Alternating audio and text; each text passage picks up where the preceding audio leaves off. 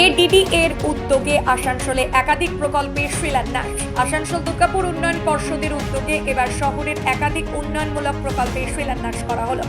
রাস্তাঘাট থেকে নিকাশি, পরিকাঠামো উন্নয়ন, বিভিন্ন প্রকল্পে বরাদ্দ করা হয়েছে মোটা অঙ্কের অর্থ। এর ফলে উপকৃত হবেন স্থানীয় বাসিন্দারা। শনিবার আসানসোল পৌর নিগমের 13 নম্বর ওয়ার্ডের বনবিষ্ণুপুর এলাকায় রাস্তা ও নর্দমা নির্মাণের কাজে শিলান্যাস করা হয়। এই প্রকল্পের জন্য 40 লক্ষ টাকার বেশি বরাদ্দ করা হয়েছে বলে জানান প্রশাসনিক আধিকারিকরা। অন্যদিকে কালীপাহাড়ি বাস টার্মিনাস সংলগ্ন রোড সংস্কারের জন্য 30 লক্ষ টাকা বরাদ্দ করা হয়েছে। এদিনের অনুষ্ঠানে উপস্থিত ছিলেন রাজ্যের আইন ও শ্রমমন্ত্রী মলয় ঘটক, আসানসোল দুর্গাপুর উন্নয়ন পরিষদের চেয়ারম্যান কবি দত্ত সহ একাধিক বিশিষ্ট ব্যক্তি।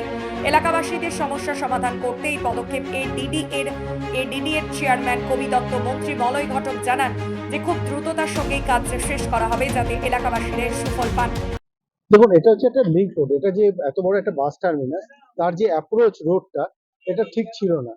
তা আমরা মাননীয় মন্ত্রী মলয় ঘটকের বিয়েতে আহ্বানে আমরা এডিবিএ থেকে এই রাস্তাটা করছি। আমরা এটা মোটামুটি ধরুন 30 লাখ টাকার উপরে এটার খরচা আছে, এবং এটা আমরা 1 মাসের মধ্যে আগামী আশা করছি আমরা করে ফেলতে পারবো কাজটা। এবং হয়ে গেলে বুঝতে পারছেন এই জায়গাটা, চেহারাটা সত্যিই পাল্টে যাবে। আপনাদের দরকার, আশীর্বাদ এবং সাপোর্ট দরকার।